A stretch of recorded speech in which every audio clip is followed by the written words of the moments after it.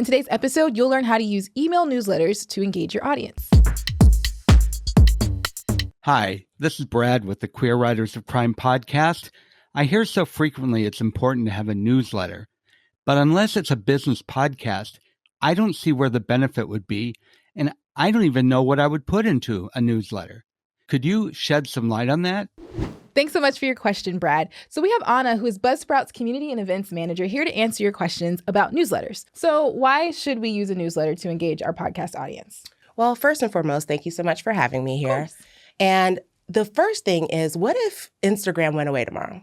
What if Facebook, who is constantly changing what they do, they decided that they no longer wanted to allow you to utilize it to promote your podcast? What would you then do to get in front of your audience? And that's what I want most people to think about when you think of a podcast newsletter. It's a way to have direct contact to your audience without relying on a social tool. So this is where you can get their email addresses. I mean, hey, we can go as far as talking about having their phone numbers so you can go right to their phones. But today we're focusing on newsletters. So what are some of your tips and strategies for engaging your audience with a newsletter? This is one that I think is so difficult because it depends on what type of podcast you have. So let's talk about a few different things. One, let's say you have a true crime podcast or you have a podcast about being a doula. You want to make sure you're focusing on what's taking place within your industry and including that. Along with this, you want to include your episodes, what's going on in your community, those type of elements. I would even say take it as far as including other podcasts on the same topic because it allows for you to cross-promote with them. If they see that you're utilizing their content to promote, they're more inclined to use you in other capacities. So do you have any platforms that you suggest or would endorse to be used when you want to start a newsletter? I like free 99, so Amen. First and foremost. I would highly recommend MailChimp. That's who I utilize.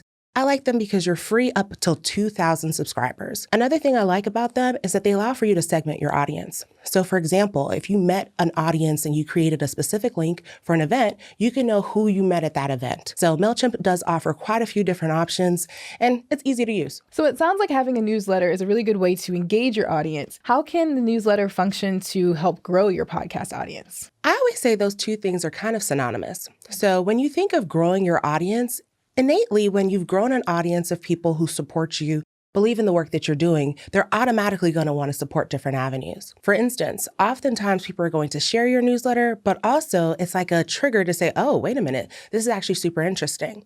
So though I may have given you my email because of this checklist that you provided that I really needed, but I'm staying because you're also providing me with more information. And if I find this super engaging, as they say, it takes 7 times to create a habit. So after hearing it 7 times, learning about your podcast 7 different times, they'll then kind of convert over to listening to the podcast. I think oftentimes we're all fighting for the same audience of people listening to podcasts. But in actuality, if we can convert new podcast listeners, that's a much better way because then they're tapped in. Thank you so much for coming on. You gave us a lot of good information, a lot of great resources and tips. So if people wanted more of this kind of content from you, where can we find you? So I've recently come on as Buzzsprout's Podcast Community Events Manager. I'll be hosting various Facebook Lives, Instagram Lives, and Clubhouse rooms. And so through that, I'll have different people such as yourself and other industry experts who'll be joining us to talk about things from newsletters to how to utilize Instagram to grow your reach, talking about building a brand story, audio engineering, and so much more. And so I'm super excited to be working with the team, but also being able to bring this type of content to the community. So if you want to connect with Ona and all that great content, make sure you join the Buzzsprout Facebook group.